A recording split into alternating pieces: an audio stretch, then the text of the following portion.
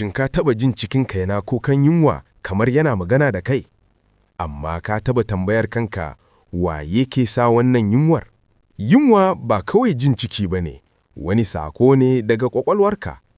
A cikin jikinmu akwai wani hormone mai suna Ghrelin, shi ne ke gaya wa ƙwaƙwalwa cewa lokacin cin abinci ya yi. Idan ka dade baka ci abinci ba, Ghrelin yana ƙaruwa a jini, sai ka fara jin yunwa sosai.